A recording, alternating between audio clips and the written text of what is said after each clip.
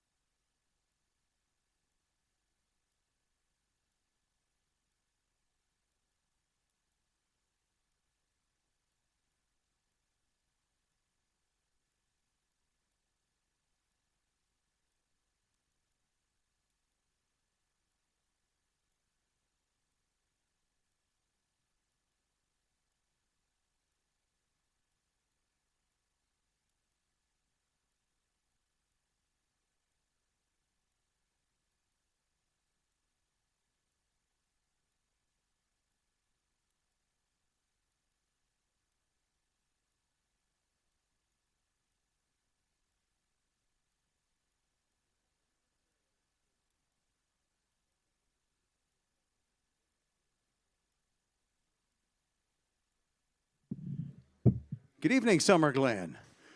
Hello, glad to see everybody here on a nice Monday evening. We're going to get started here with Mr. Carl Zalek, Commissioner with Marion County, and he's going to give a presentation, kind of a state of the county on where things are at right now, and I'm sure some of it's going to be quite informative for us here at Summer Glen. We're going to start off with first a video presentation, and then Carl will jump in with his presentation. So with that, carry it away. Each day in Marion County begins with reliable, clean, and safe water delivered by our utilities department, working quietly to serve our customers. Across Marion County, roads and maintenance crews keep neighborhoods connected, ensuring safe travel for every resident. At our parks and recreation areas, dedicated teams care for the spaces where families gather, play, and build memories. In our public libraries, learning and opportunity are open to all, fueling minds and inspiring the next generation. Building safety ensures every structure meets the standards that protect our people, our property, and our future. And when emergencies arise, our first responders answer the call, meeting every moment with courage, compassion, and unwavering commitment, no matter the situation, so that you can return home to the ones who matter most. From the water that sustains us to the hands that protect us. Our teams work quietly behind the scenes every day to ensure that in Marion County, liberty lives here.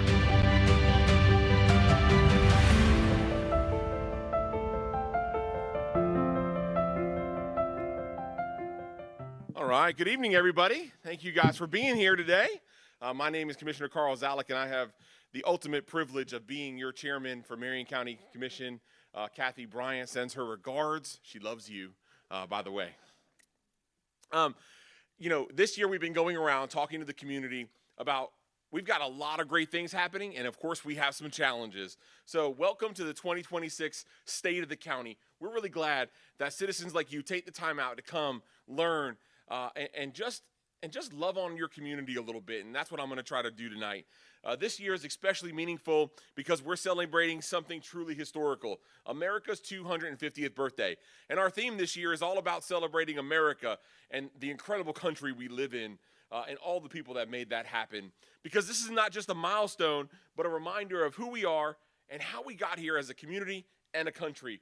America's 250th birthday isn't about just looking back, but also about what we as Americans decide to carry forward as we're getting closer and closer to July 4th this year. So remember this year's theme. It's simple, but I hope you believe it's powerful like I do. Liberty lives here.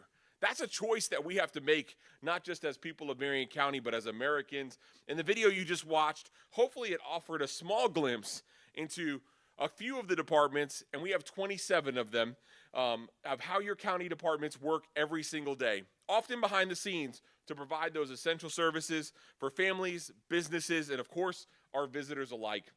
Because behind every permit, every mile of road, every inspection is someone choosing to serve their community, not just work here. These services in Marion County make that pursuit of life, liberty, and happiness possible. And that's why families for generations have called Marion County home, and why so many new families are deciding to put down roots right here. So whether you're seeking the beautiful open spaces and peace of Marion County, whether you're looking for some adventure and activity, or like you, a place to enjoy those golden years, Marion County has something to offer everyone. And we work hard to try to make sure that we deliver the services our community deserves and needs. But we know there are some frustrations out there. So I'm not here just to paint pictures of sunshine and rainbows, although I love them, and my daughters certainly do as well. We hear you, and we take the concerns that our community has seriously. My goal today is actually to talk about some of the issues that we have, along with some of the great things that we're doing. My goal is really clarity over frustration, because we know as people what happens when we don't understand a decision. And we just think someone up at some faraway place made some decision that has no common sense behind it, right? Yeah, so you guys get it. All right. Hey, you can be rowdy. It's okay. I love it. We can have a little church in here. All right. But what people really do, and I love my Facebook page because it's entertaining sometimes, they all presume that when we don't understand a decision, that there's some secret room down at the county commission. You know the room, the one that everyone on social media talks about? It's got no windows, really bad lighting, hopefully some cigars and some scotch, and some guy named Steve. Is Steve in here tonight?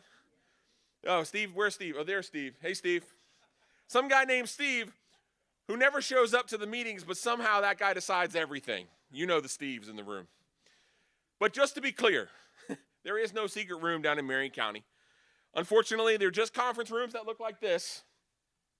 Long agendas, difficult decisions, and for some reason, truly awful coffee. I don't know why we can't get that fixed. But the truth is, our departments are filled with people who really care about this community, and they're deeply committed to serving it. Because we live here, we raise our families here, we drive the same roads, we sit in the same traffic, we stop at the same stores, because we aren't just making decisions in some vacuum. We actually live here. And sometimes we have to make trade-offs. And this is where the decisions where the rubber meets the road, if you will. Timing over perfection, stability over speed, stewardship over applause. Just like many of you at times in your life, you've had to sit around the kitchen table and make some hard calls. Well, that's what being a part of a community is as well. Balancing these needs aren't always easy, but they are certainly never necessary. Because liberty lives here for me and for your county commissioners isn't some slogan, but it's actually a promise of freedom, opportunity, and community. Because I'm not serving just for myself. I'm serving for you, but more importantly than all of that is I'm actually serving so that my kids have the ability and opportunity and a place that they can be proud to call home. For every single person that calls Marion County home, we want them to believe in that liberty as well. So to get started, here are some of the topics that we're going to be focused on today. I hope each of you, if you leave here with nothing else, God willing, it's a little more clarity than you had before you came. And if it's not that, I hope that you'll even endeavor with me to have a new perspective on some of the things that we're doing in Marion County. So, how many of you remember these? Y'all ever bought one of these for some grandkids or had a few of them yourselves? You know, the great thing about the Viewmaster is when you look in it, it's a great, beautiful picture. But what it does is it really does limit your focus, doesn't it? It looks like y'all on 484. Sometimes when you focus on what's directly in front of you, our view is a little bit limited because we all, no matter how good we all get in a rut, no matter how big thinking we think we are. But when we change perspective, we begin to see a fuller picture. And I want to paint a little bit different picture than everyone paints in Marion County. Because believe it or not, and y'all are going to hate me for this statement, so just get ready, okay? All right. What you're seeing is not just unchecked growth. But there is actually a planning strategy behind what we're doing. And I want to explain that to you because just like my man up there, he was like, hey, I don't believe you. You're full of crap. That's okay. That's what they say about all politicians, right? But let me tackle the first one and see if I can dare to change your perspective this evening. So let's tackle our first topic, roadways, because y'all love them down here.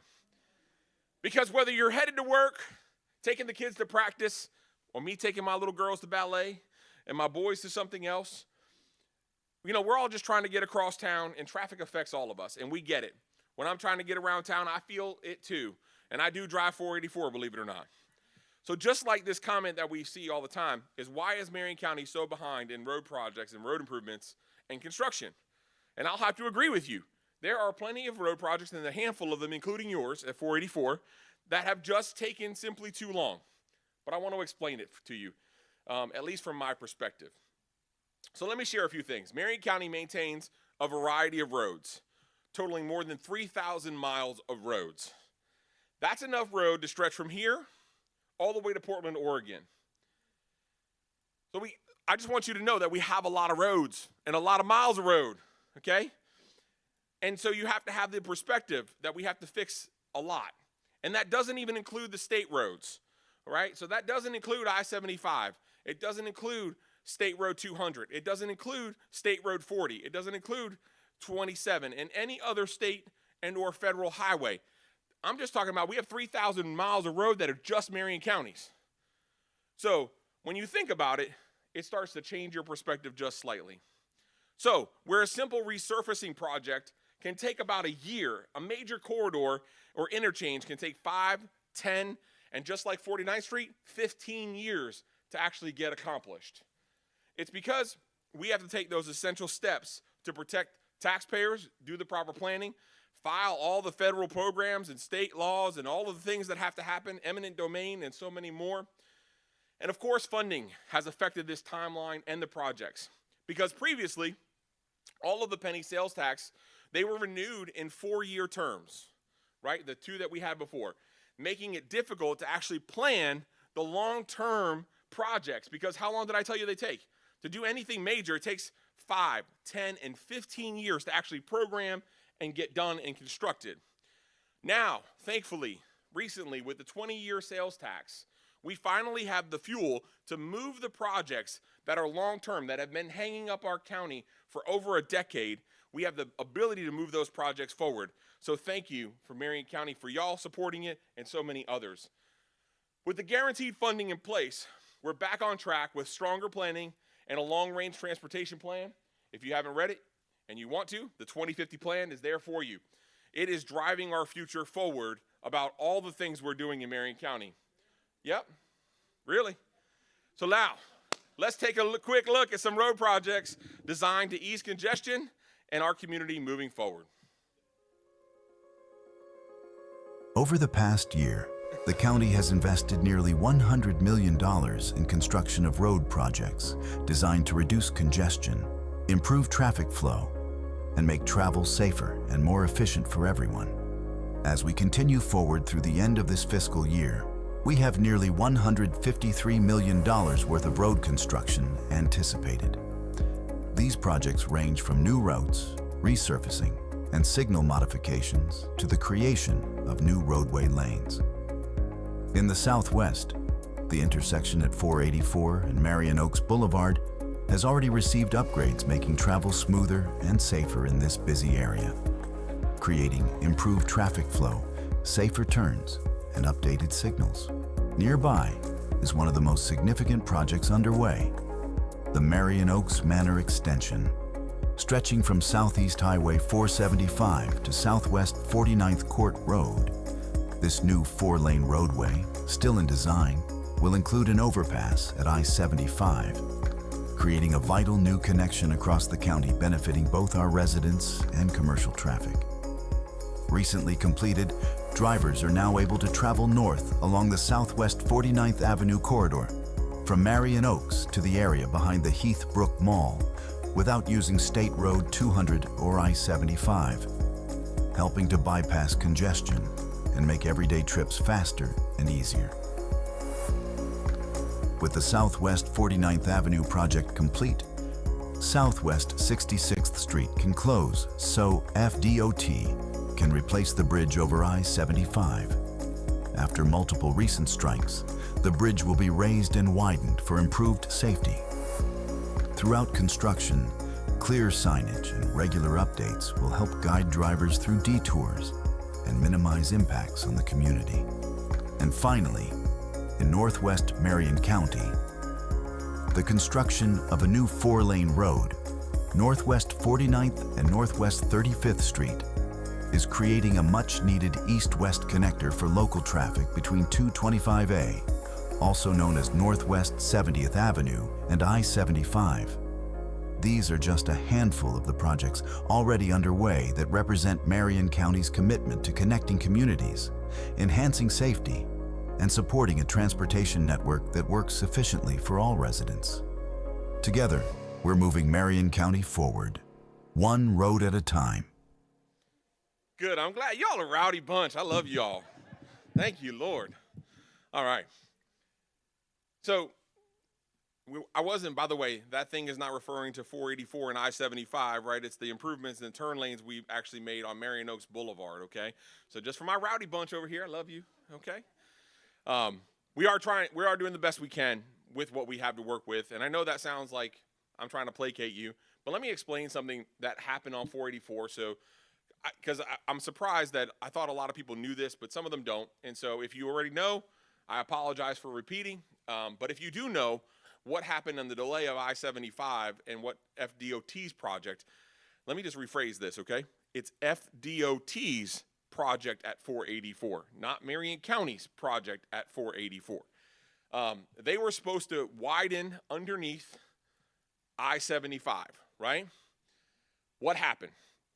So they do all the engineering plans, this whole process, and it takes a couple years previously for them to get the engineer plans and all the things to happen. Well, they didn't do enough ground samples because when they went out there, do y'all ever see on the turnpike or somewhere else in road construction, the big metal panels that they basically take an excavator with and they drill that, it's not drill, it's not the right word, but they push that basically retaining wall into the ground. Okay, those things have to go a minimum of 15 to 25 foot in the ground to actually hold back the weight of course, of the bridge and the infrastructure and I-75 and all that stuff. So they're not supposed to hit bedrock for 15 to 25 feet. Well, they go out there when they started construction. You saw when they started messing up I-75, right?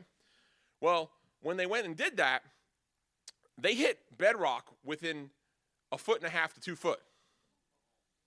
Okay? So they couldn't put the retaining walls in. So they go back to engineering for another 1.5 years. Okay? They go back to engineering for another 1.5 years.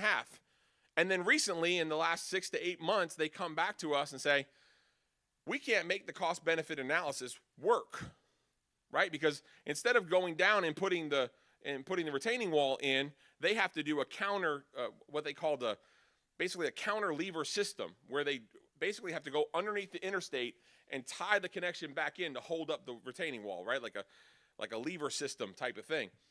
And it costs almost 40% of what an entire new bridge would cost. So they come back and they say, well, we can't make this. They basically tell us at our transportation hearing, they can't make it work. So we're already working on 49th Street, the new the flyover and all those kind of things. And so we end up working with them, and we say, well, listen, you guys are about to do this construction for all of I-75. Why don't, in that construction, you just tear down the bridge, redo the bridge in the construction of this whole corridor, right? Well, that makes sense to me.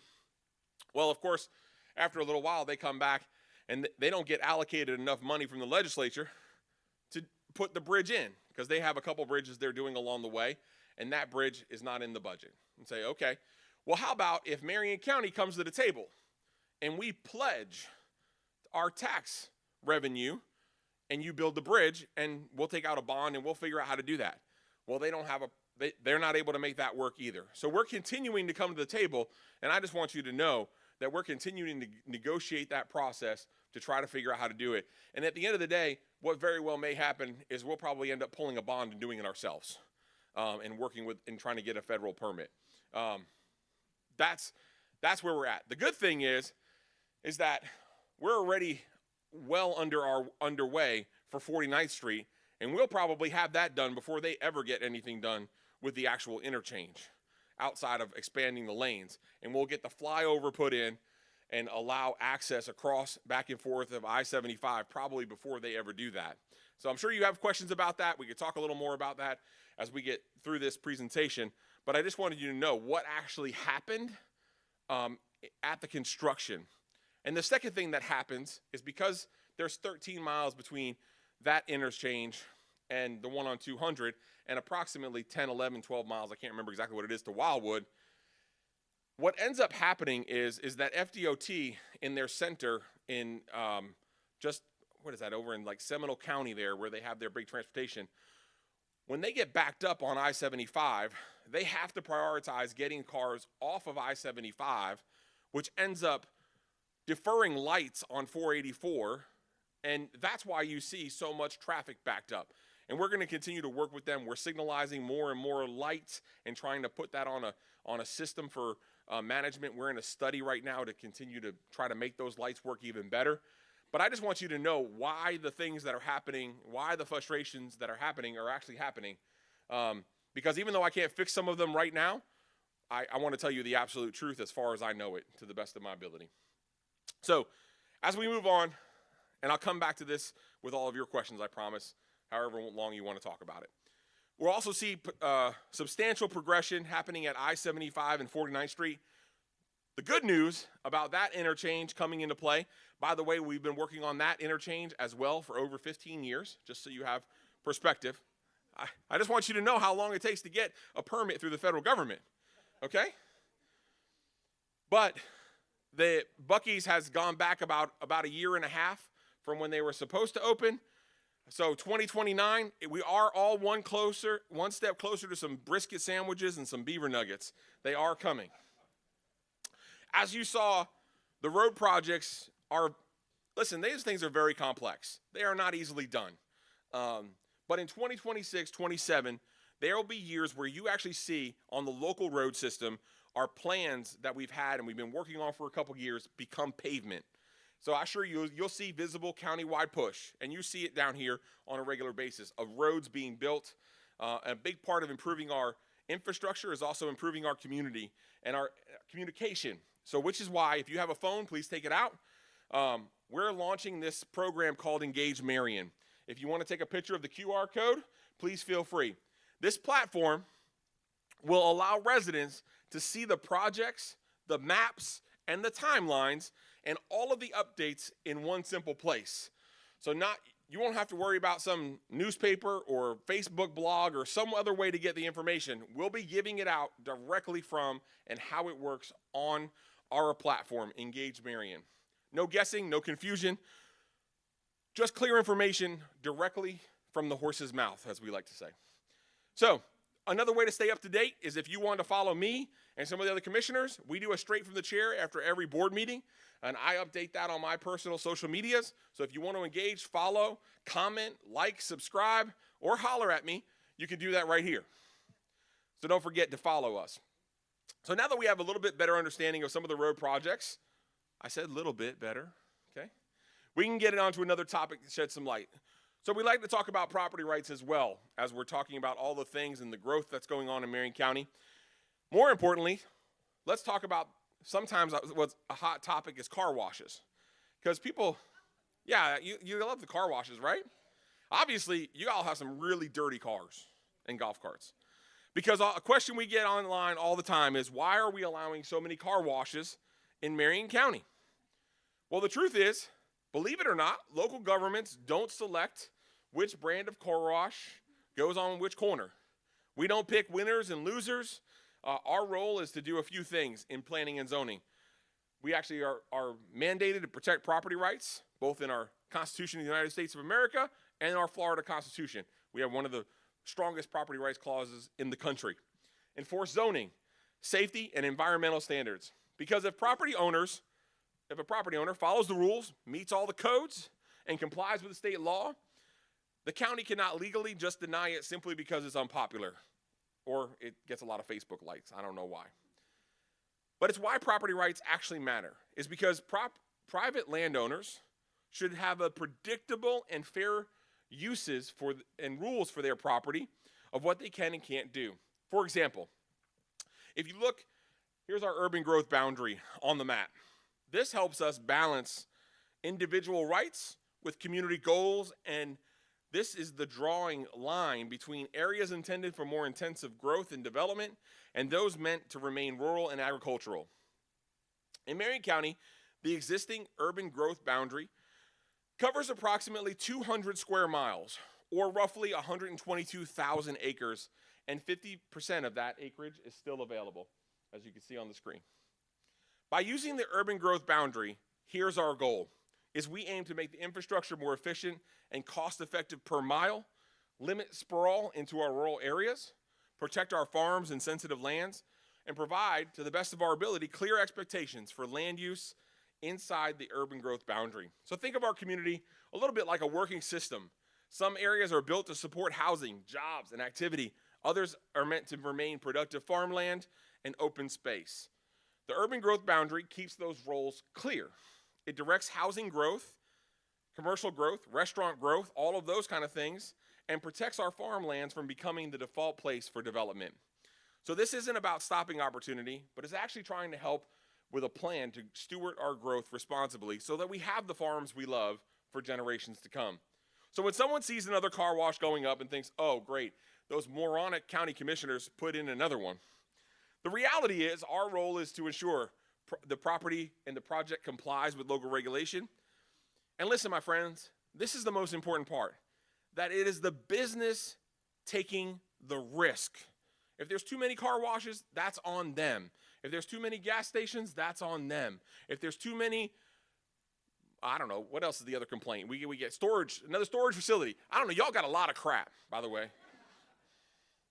I saw it over in your parking lot over there. Everybody goes, oh, you got a car, a golf cart, and an RV, right?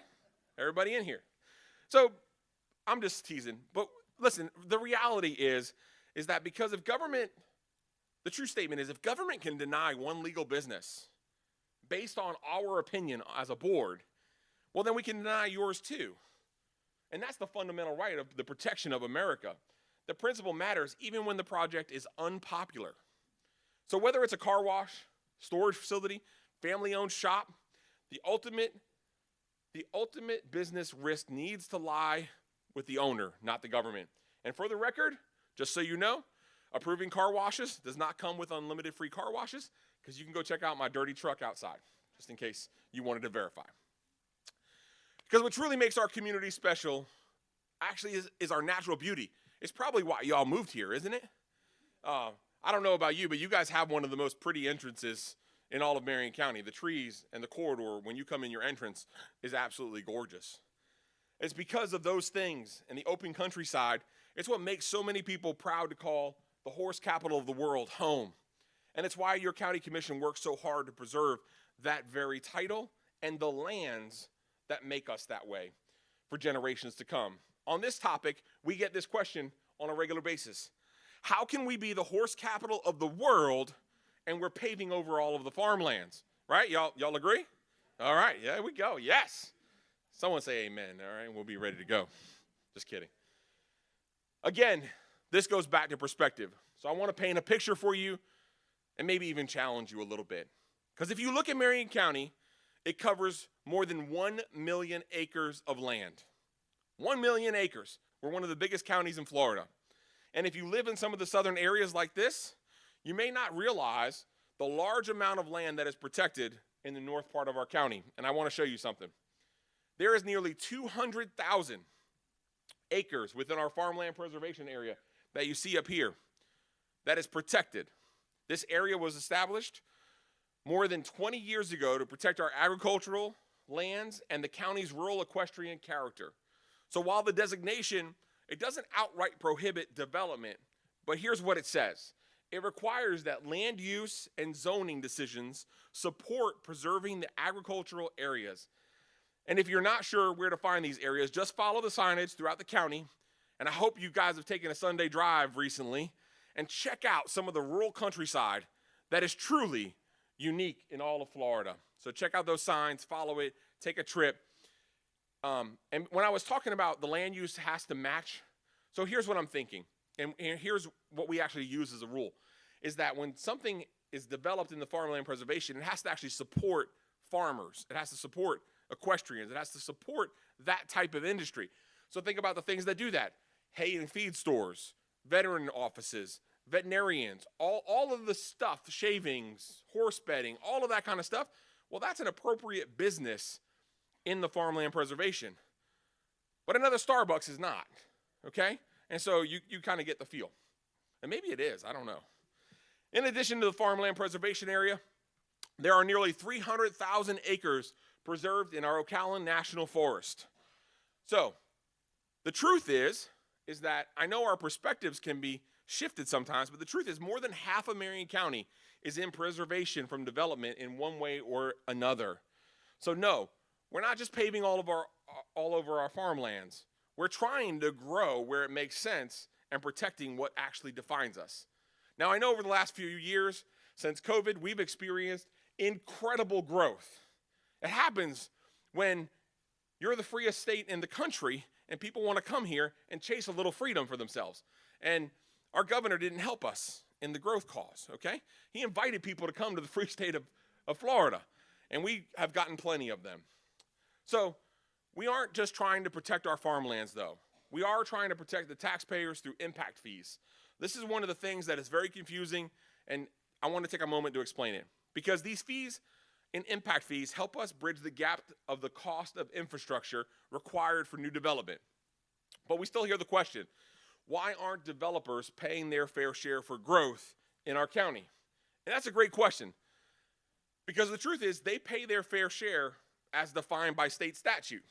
Now, I don't agree with all of the way that happens, but technically, based on our state statute, developers pay what's quote-unquote their fair share. But here's what often gets missed. Impact fees are not collected until construction is actually complete and the building is actually occupied. So you don't actually owe the impact fee until the certificate of occupancy has been issued. Well, that causes us a few problems in transportation. That means that the growth you see now often doesn't generate revenue for a few years. So a development can come in just like they planned this place, right? And that probably took 4 or 5 years to plan the place, to look at the place, to get it bought, to have all of those things happen. Well, then you put in the roads, you put in the infrastructure, right? And then you start building houses. That's another 5 years. So you started this process probably 10 or 15 years ago. Now you're finally getting to the houses. Now it takes a year or two for the house to be built. Now you finally get the impact fee. What is the impact fee used for? Well, you think basically a light going down the road. If you have to add a turn lane down the road from a development, that's what impact fees are used for. If you put in enough developments or a commercial development and you have to widen from a 2-lane road to a 4-lane road, that's expansion. You can use impact fees for that. So you can't use impact fees just to pave a road that you already have. So those are where all of the idiosyncrasies come in. And because you have all the cars in the parking lot by the time you get the impact fees, that means we're always 4 or 5 years behind the development. And that's just the way our system is set up. And so I know people are frustrated. It's mostly because we don't understand actually how the process works. And so I wanted to give you guys a little bit of information on that. In fact, Marion County, just so you know, has been collecting impact fees since 1990. During the economic downturn in 2010 and the Great Recession, the County Commission, we made the decision to suspend the fees. We reinstated them in 2017. And in this past year, in 2025, we've raised and increased the rates to be in line with the growth and projections we're seeing now. Back in 2017, if we wanted to take a 2-lane road to a 4-lane road, it usually cost about $1.25 million per mile, right? To put a mile of road in and expand a 2-lane road to a 4-lane road. You know what it costs in 2025 and 2026? $4.26 million to put the same road in. That's why we made the adjustment to impact fees. We didn't raise them just because we felt like it. We raised them because it's 4x the cost of what it was in 2017. So keep in mind, impact fees have strict guidelines, as I was saying. They can only be used to fund infrastructure for new development and may not be used to maintain or repair existing infrastructure. So yes, we're doing a lot of things in Marion County. We're leveraging the impact fees. We're making the developers pay. We're also have a sales tax. And we're putting all of those things together. And in the future, we'll be bonding road projects so we can get them done faster. All of that's going to come into play to try to drive our infrastructure at a pace, quite frankly, that we've never tried to pursue before. All of that coming into our 2050 plan. So hopefully, in some of this, you've gained a new perspective. Maybe I've said one thing that helps you understand our process just a little bit more. Because we can see that all of these things, when they work together as part of a larger system, they actually help us to bring a community together. Not that we don't have challenges, not that we won't have challenges in the future, but we are a great community to be a part of. None of this happens alone. Property rights, farmland, growth only work when we work together as a community. That balance is what we strive to get after. This means we're not just reacting, but your county commission is working together with purpose and vision and commitment to shape the future of Marion County. We really are. Every time we meet, we are trying to pursue greatness because we know that that's what Marion County can be. With that in mind, I want you to hear from my fellow commissioners as they share their vision for Marion County. Marion County is more than a place on a map. It's our home. It's a safe place full of opportunity where businesses thrive and neighbors take care of one another. We're looking to make decisions that protect our way of life while planning for a strong, sustainable future. Together, we can make sure Marion County stays a place where we're all proud to call home, today and for generations to come. That's my vision for Marion County. I see Marion County as continuing to be the place where multiple generations of families can continue to live, to work, to grow together, while still being prepared and having a welcoming attitude for new people with fresh ideas and different perspectives and different businesses and even greater opportunities for future generations to remain in Marion County the way their parents and grandparents did. And that's my vision for Marion County. Marion County's true strength lies in balance, the balance between growth and nature. We have the opportunity to shape a county that thrives economically while preserving the beauty that defines us. Together, we can build a place where progress never comes at the cost of our environment and where every generation can find opportunity, pride, and a sense of belonging. That's my vision for Marion County. For me, making sure Marion County is a community that supports what families need to thrive as we maintain our identity as the horse capital of the world is a top priority. Ensuring a thoughtful balance between our beautiful rural landscapes and all the things that support a strong quality of life. That balance is a part of who we are, from protecting our rivers, springs, open spaces, and farmland to supporting neighborhoods and small businesses that strengthen our sense of community. That's my vision for Marion County.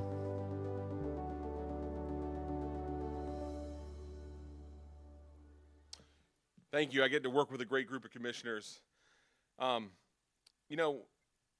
we look at liberty, and as I want to close with some stuff about America 250, when we think about the men and the women that fought for this country and the liberty that we have because of all of that, we have to think that liberty, it didn't just arrive here by accident, but it was carried here for our country. It was defended by the brave men and women from generations past and still generations to come right now. Built here in this community, one decision, one family, one community at a time. The people before us, they never asked whether liberty was convenient for them. They asked whether it was worth protecting. And now, 250 years later, that question, my friends, it belongs to us. So today, we're not just back in the fight. Marion County, we've been winning at so many things. And yes, we have our struggles. But would you want to actually be anywhere else? I don't know. For me and my family, I love this place. And that's why I say with full confidence, I believe our best days are ahead, because Marion County is filled with a bunch of fighters willing to go to the mat for what they believe in is right. And good, bad, or indifferent, I'd rather be with people that want to be in the fight than laying on the couch. So now, as we look forward to America 250, every challenge we face as a community, every goal we set as a country is built on the strength and the resilience of those who came before us.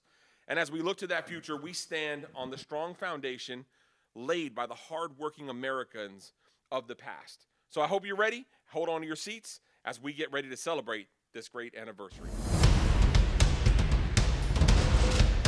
Behold these truths to be self-evident, that all men are created equal.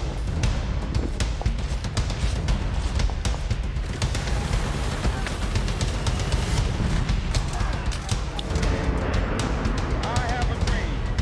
One day, this nation will rise. We choose to go to the moon, not because they are easy, but because they are hard.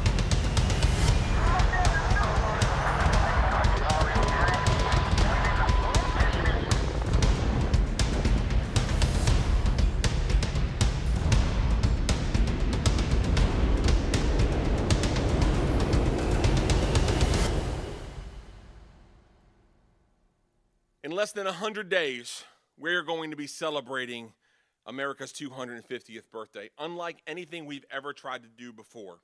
This includes the America Prays Initiative. If you'd like to join us, there are people praying for our country at the Veterans Park every Wednesday at 7:30, just because we really believe that the providence of the Lord has been over our country for generations.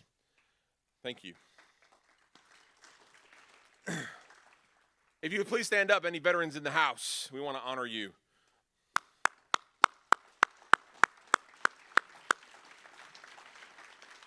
Thank you very much for your time and your service, especially this back corner over there. We got the whole group. Thank you. We also kicked off for the first time ever. We had the Marion County Veterans Hall of Fame. It's the first year filled with 12 incredible honorees that not only served their country, but also continue to serve right here at home. We have ready on July 4th in downtown Ocala, if you'd like to join us, and a great patriotic parade, some music, and all kinds of festivities going on for July 4th, as well as various education programs. All of this leading up to four coordinated fireworks shows happening all around the county, including the North Side, the city of Ocala, the city of Bellevue for the first time ever, the city of Denellen, closer to y'all, all right? And our business leaders.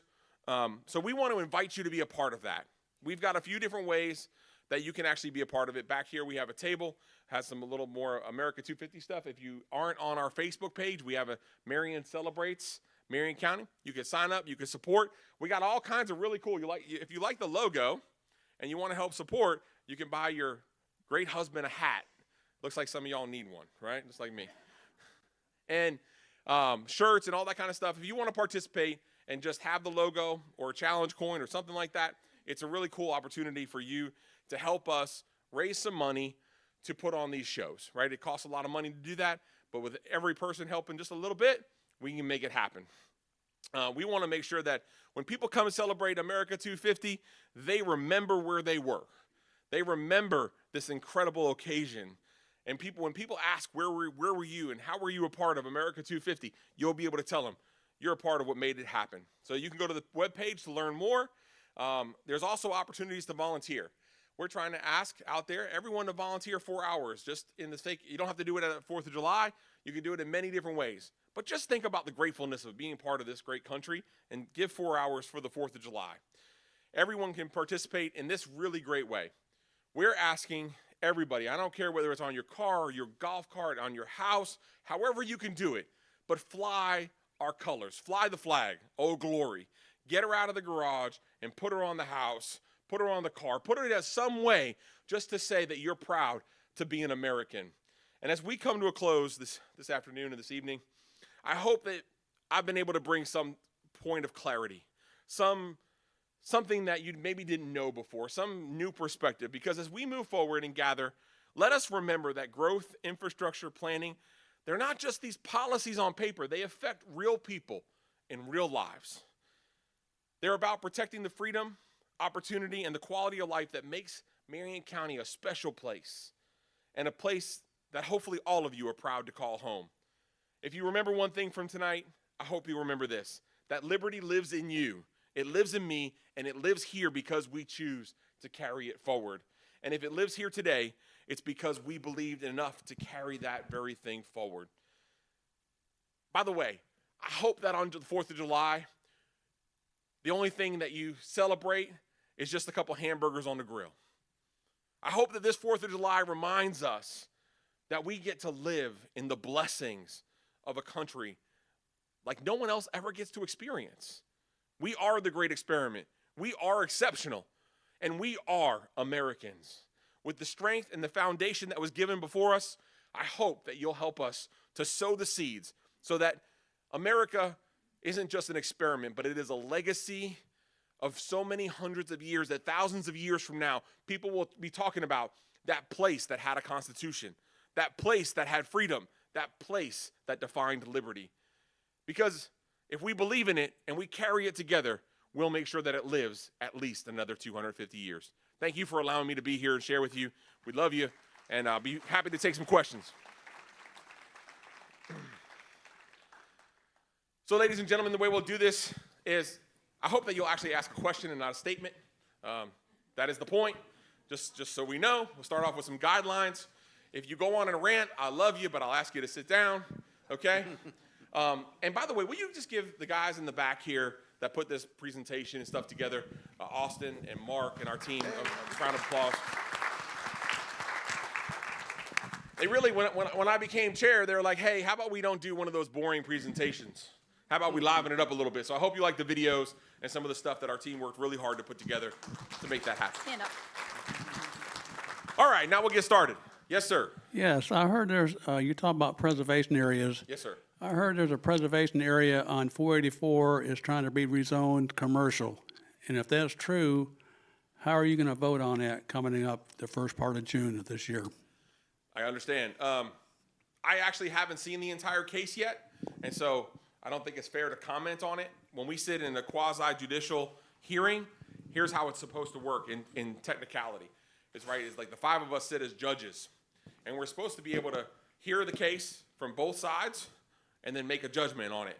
And so I haven't looked at all of it. I mean, so I'm waiting for the case to come, and then I'll make my decision. But I don't make a decision ahead of the case, because that's kind of like not the whole point of having a case come before you. So. Well, I wouldn't think you'd be able to take a preservation area and rezone it commercial. I wouldn't think so either. That's what so a preservation area is. You're correct. But I don't know. It doesn't stop a landowner. And this is the thing I was telling you about in the Constitution in the state of Florida, as well as our United States Constitution. If you own a piece of property, I don't care what it's zoned or what it's called, you have the right as an American to come ask to change that piece of property. That's what America was built on. That's how this place that you live in got changed from some ag field and some farm back in the day, right? I mean, if you look out on top of the world, on top of the world's probably the biggest case that we have in Marion County, besides Marion Oaks and Silver Spring Shores, where back in the 70s, they were given entitlements in 1973. Well, those entitlements, they keep going all the way through infinity. And so that's why I just can't make a prediction on a case that I haven't seen, I haven't heard from our legal counsel on, or any of those kind of things. It would be wrong with me. But I understand what you're saying, and typically I actually don't think I've ever changed the preservation area from anything, so that would be a new one for me as well. Anything else? Yes, sir. Oh, coming up. Yeah, there we go.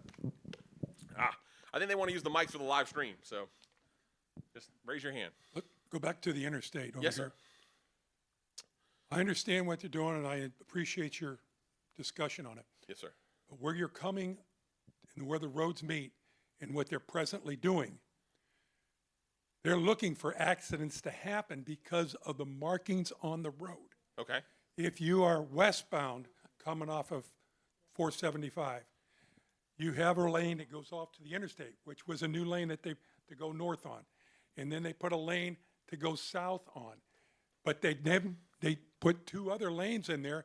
They never took away the colors of the lanes that were there. Oh, okay. And not only have they That's a not good taken point. them away, but they only put down on the road south. They didn't put I-75 up above it or anything else. So if you're taking people who are coming from within the community, they know that they got to be very confused with what's going on.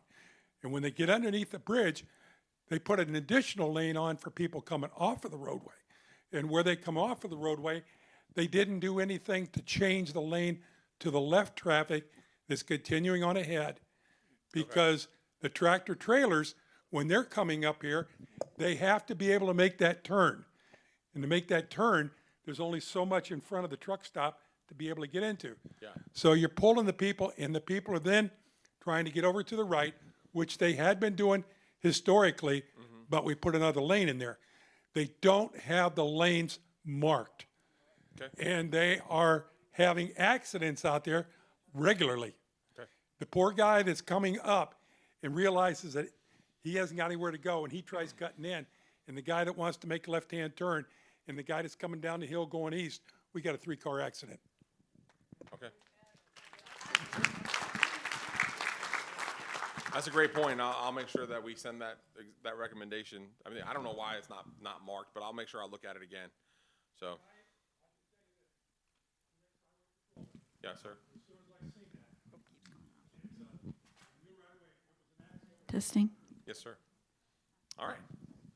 Great suggestion. Thank you, actually, for that. Yes, sir. I have a question for you. This, I'm sure, doesn't involve any of the rest of the people in this audience. This is not a Marion County problem. Okay. But I'm just kind of curious as to how long they can build a rest area and let it sit there.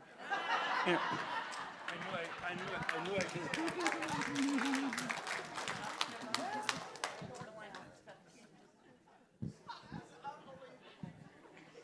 Man, I really do love you guys. This is so much fun. We're going to do like a McDonald's coffee every once a month or something? Yeah, that'd be great. I went to the public presentation on the FDOT project to expand the I-75 and 2 different additional lanes. Yes, sir. I could have sworn they said they had to replace 3 bridges as part of that project. Yeah. And you just said that they're not replacing the 44 bridges as part of that project. That's correct. What happened? No, it was never in there. The 3 bridges are not part of that project.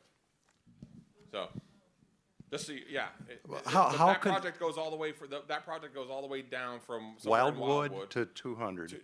Well, no, past 200, all the way up to. It's I think it's it's past 200. 226. But anyway, how can you add all those lanes? The bridge cannot stay there, right? So they would. Yeah. But so what some people don't understand about the road expansion is the road expansion. I forgot what's the name they use for it. Auxiliary. Yeah. So they're auxiliary lanes, not lanes. So it's I didn't realize this at first. Auxiliary lanes means that they're going to come up, and those lanes are going to be part of the ramp system. They are not going to go over these bridges in many cases, right? So they'll all tweak down. Those outside additional lanes will be exit lanes. Will turn into off ramps, basically. And then the other lanes will be through traffic. So they're not true.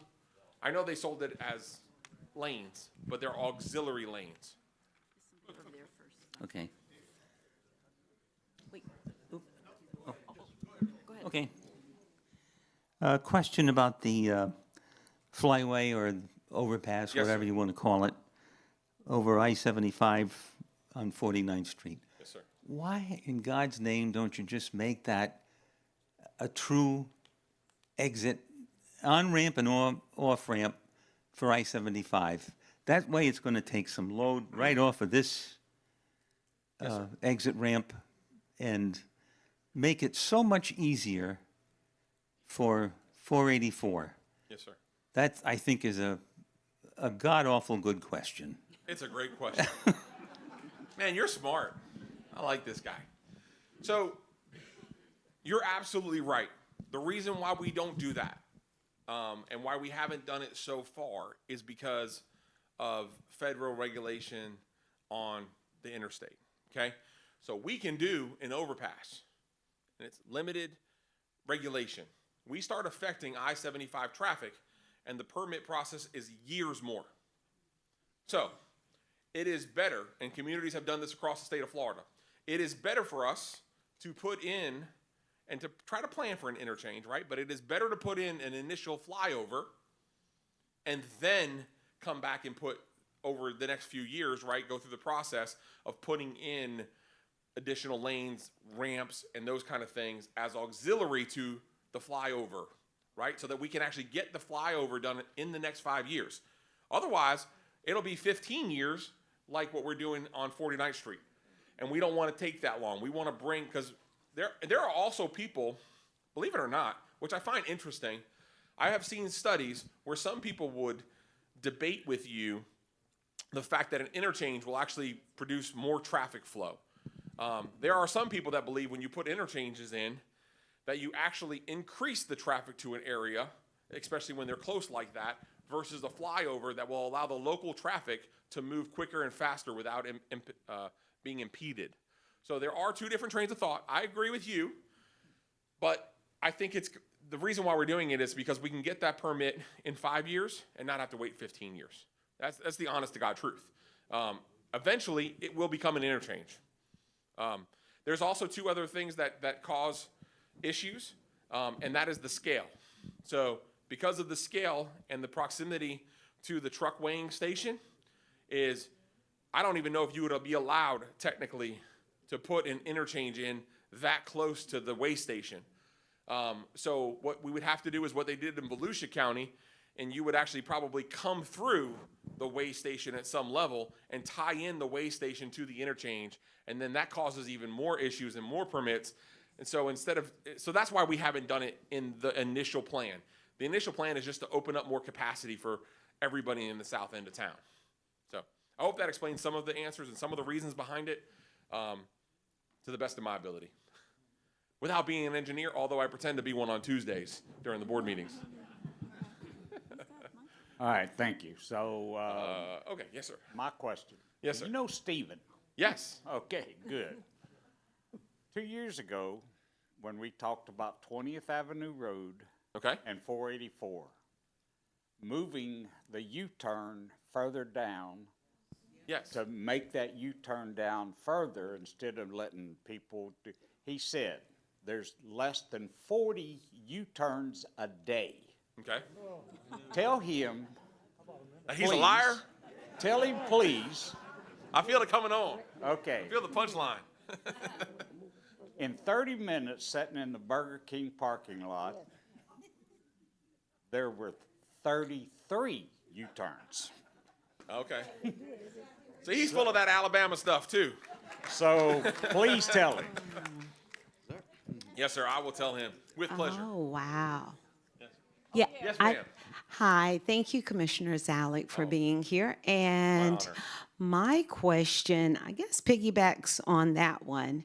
And that, who do we talk to about an engineer just making the lanes coming from the Wawa, just cutting off that left turn lane, period, until we can actually turn on to 484. I think that they need a red light or they need a turn only light. So if engineering could work on that, we get backed up, I mean, like crazy. And it is hard to get in. And then the traffic that's coming. Do you mind if I ask clarifying questions as we go? Please. Okay. So we're talking about y'all coming out of 20th. Yes. At the Burger King? Yes. Okay. So one more time, just explain to me what the Wawa issue is there. The people across the street, Yes, ma'am. they don't wait until we turn. Oh. They keep coming, and I mean, I'm trying to make a right on to 484, Yes, ma'am. and they've already 2-3 cars deep, 2 semis deep. They're making a left turn They're making left turns and not staying in the left lane. and not staying in the left lane. Okay. And the other people are they won't stop.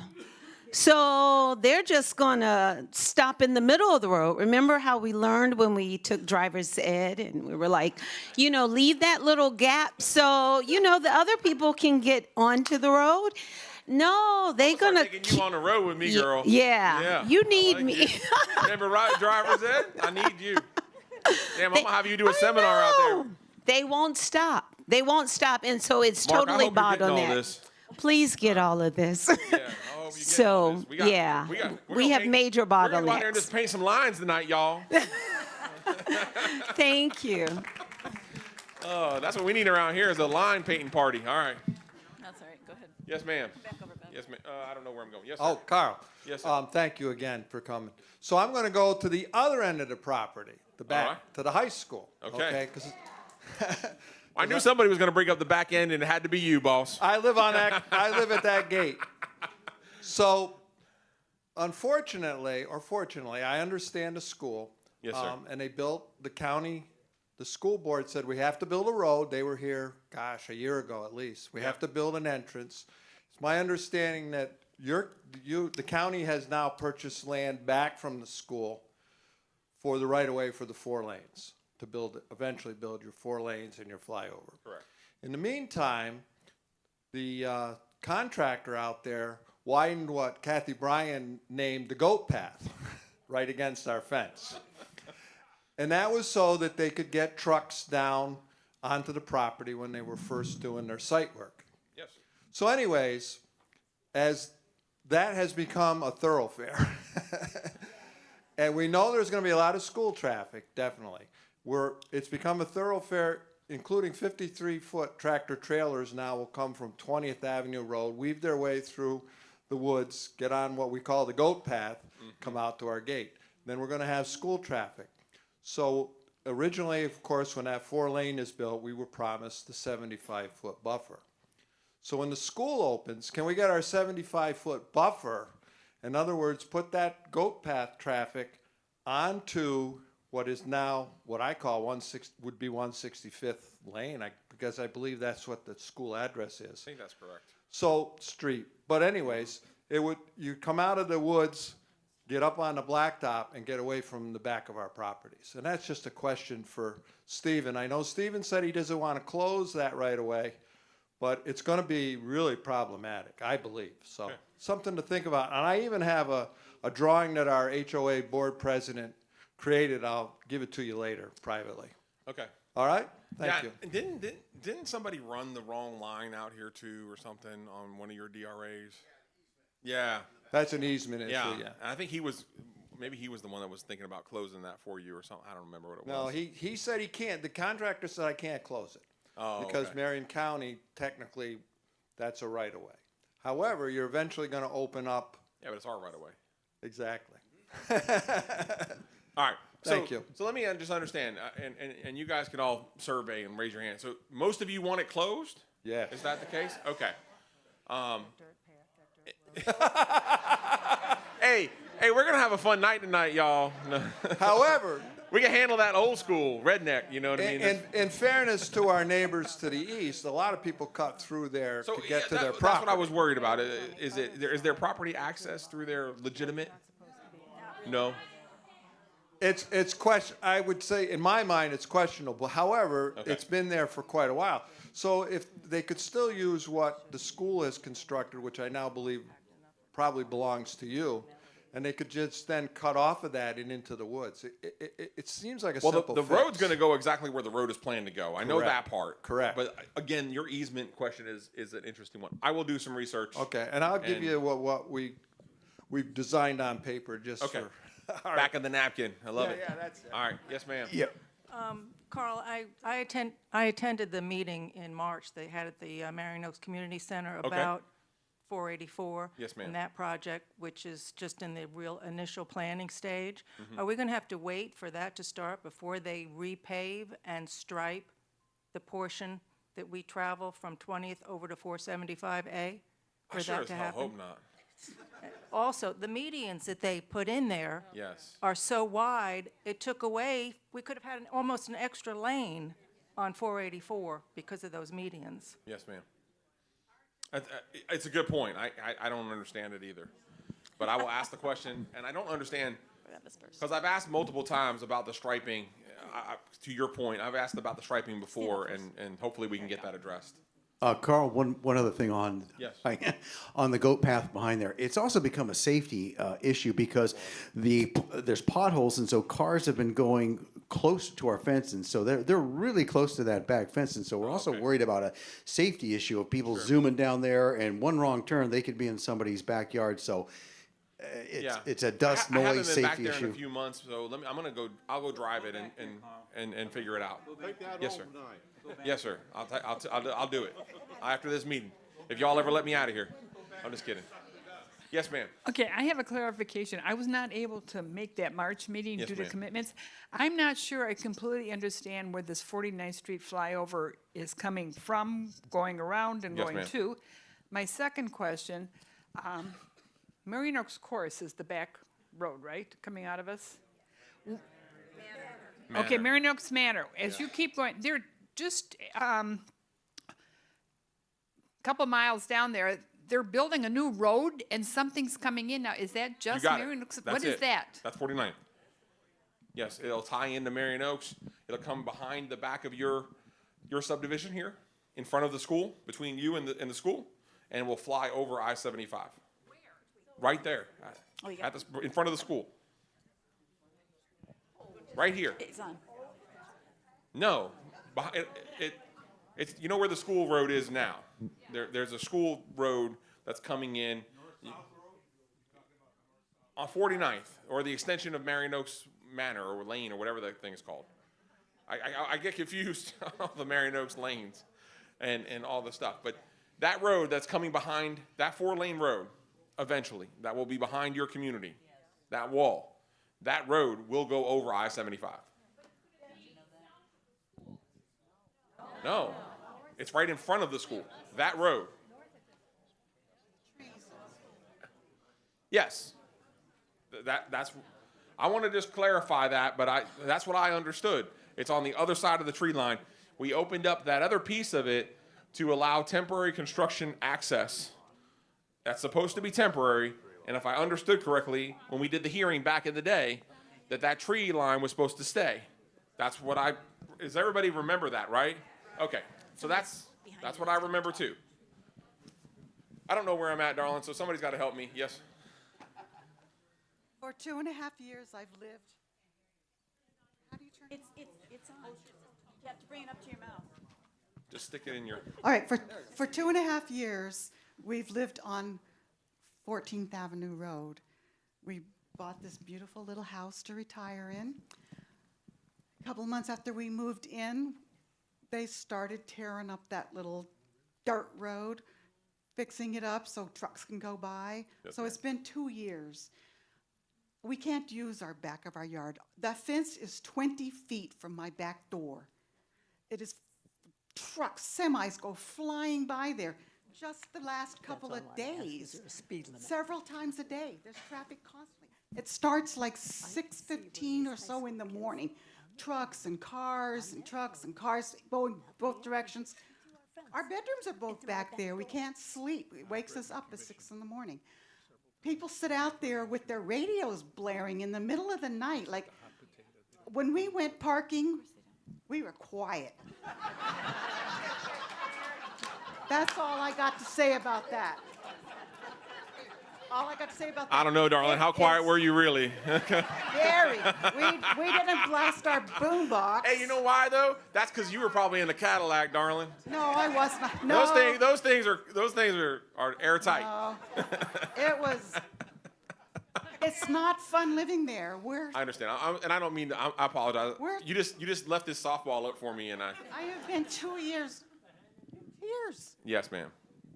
Because ma'am. every time a vehicle goes by, these big dust bombs go off. Okay.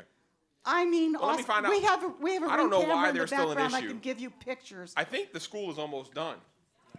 Yeah. I mean, there's not going to be any traffic. That dirt road It's is gonna not still done. Be used, and we're still going to have dust coming in our houses. Yes, ma'am. Awful. Awful isn't the word. Do you want to get up and say something? All right. Go ahead. I don't want to stand. I'll go. Listen, the only thing I can do, because I honestly, Commissioner Bryant handles that. She does a very good job to the best of her ability. I have not been involved in some of those conversations, right? Just because she handles that and we let her handle that. But I will drive it tonight, and I will make the call to our county engineer and just find out exactly what the timeline is and try to get that information back to you. Because at a certain point, it does have to stop, and it's supposed to be temporary. And so I will do the best I can to figure that out. Talking to the mic.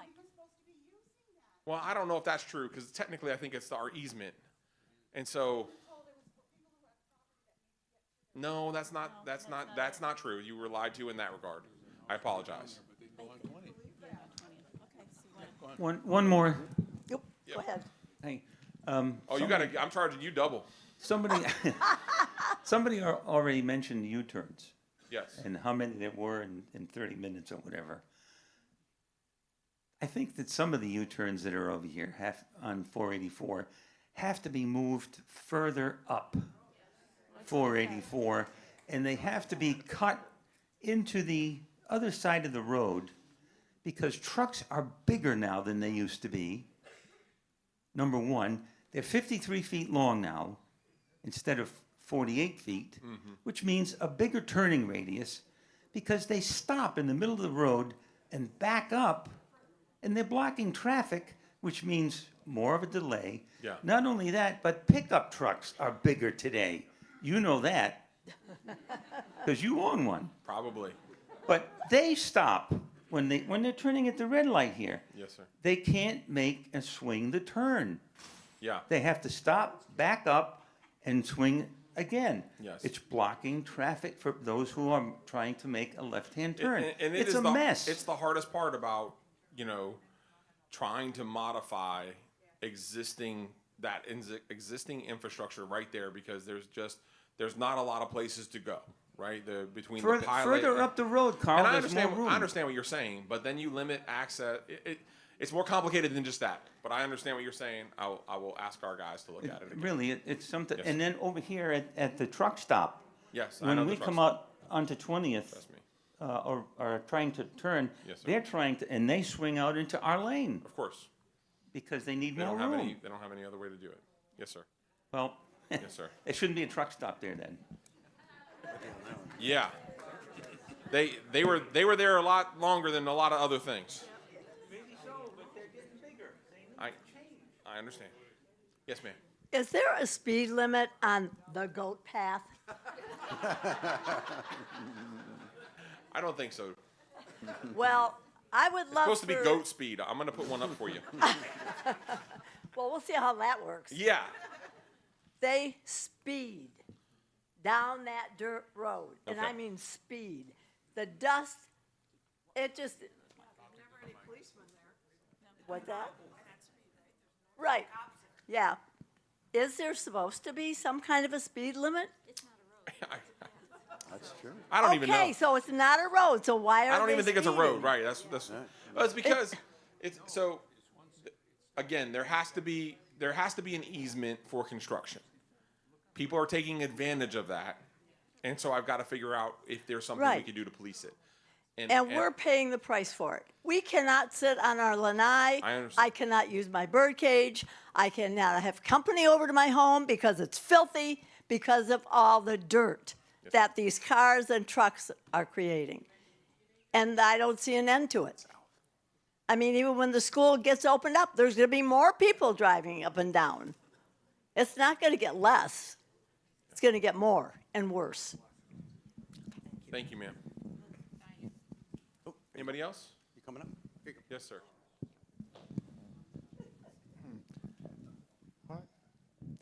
Does there have to be a U-turn at 20th Avenue Road? don't know the answer. I'm assuming yes, but let me find out. I'll tell Steve. Listen, he was educated in Alabama, sir. What do you expect? I'm just kidding. Hi. Yeah, you tell him. Hi. On another topic, can you give an update about what may be happening up here at the corner of 484 and 20th Avenue? In regards to what? Of all the, pardon me? In regards to what? In regards to the land that was cleared, that was supposed to be apartment buildings. Yeah, I would assume that, like other things, that they started the development. They've had the right for, I don't know, for quite a while. They shifted over some different things to make that property more eligible. I think it was it Marco Polo? Was that? Okay, so I think it was a Marco Polo, and for whatever reason, I don't know why they didn't build during the expansion time, if you will, but they didn't, and now they're probably stuck. It would be my guess, right? Because apartment development overall it has slowed down, if not stopped, in most cases. So in my mind, they probably missed the economic window to make that feasible, and to get the loans below 5 or 6%, they probably need to make those projects work. That would be my assumption and guess, but again, that's a guess. That's the thing. That's the thing that's hard with property, right? Is that you see them over 10, 15, 20 years move, adapt, and change depending on the market style. And at some point, it'll be the right time for them to develop. Probably right now is not it. Yes. Has there been any thought about jobbing out the FDOT's responsibilities to a more professional agency? Yes, the sir. The reason I ask is because I managed a liquid asphalt plant for eight years with the IDOT, Indiana State Department of Transportation, and one of our responsibilities were the 500 race that comes up when it needed resurfaced. And you want to see a bunch of nervous engineers? Race day was it. I'm sure. I'm just saying that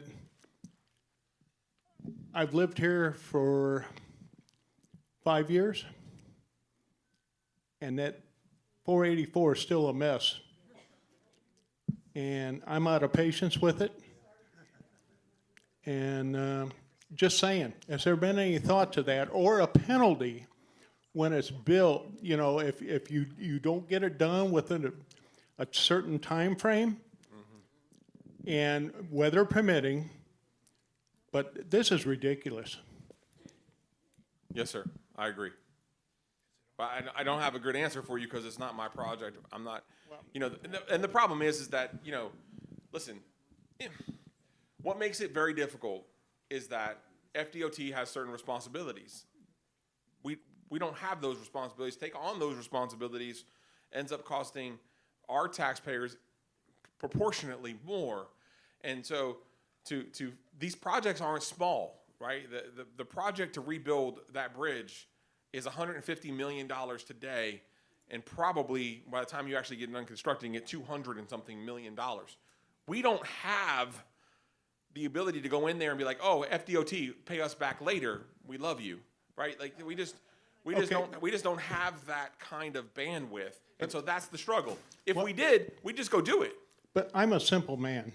Yes, sir. There's so many feet to a lane. Yes, sir. And if it won't support what you're trying to do, yes, sir, and you put all that money into it, and it fails, who pays the penalty for that other than taxpayers? That's it. Taxpayers. Over here. It's always the answer, unfortunately. But, in other places during a storm, sometimes we wish we had, I hate to say this, right? But every once in a while, I wish a storm would take out the damn bridge. So, because then we could fix it in 3 months, right? Yep. Yes, sir. Thanks for coming out. Yes, sir. Of course. My pleasure. What's preventing the traffic department from Marion County on putting a no U-turn sign at that 484 20th Avenue Yes, sir. intersection? Because I notice a little more than 2/3 of the folks that make that U-turn are folks coming off of 75, and they don't know where they are, so they want to make that U-turn. But if you walk 300 feet west from that intersection, there's a no U-turn sign right there.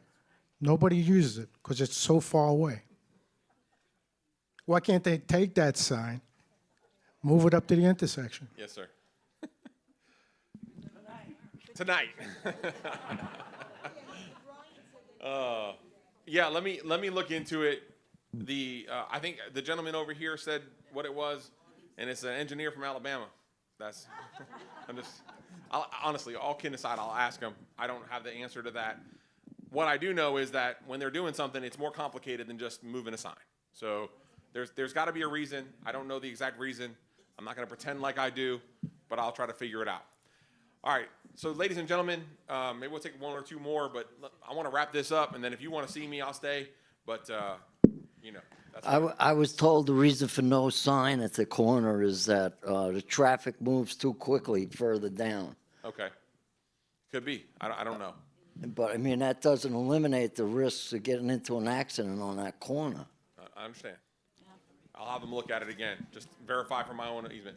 Ladies and gentlemen, thank you so much for being here. May God bless you, and thank you for having me. Commissioner Zalek, thank you for coming out. Thank you for your time. Appreciate it, buddy. Thank you. John Carpenter. John's on the board. I'm the vice president. Nice.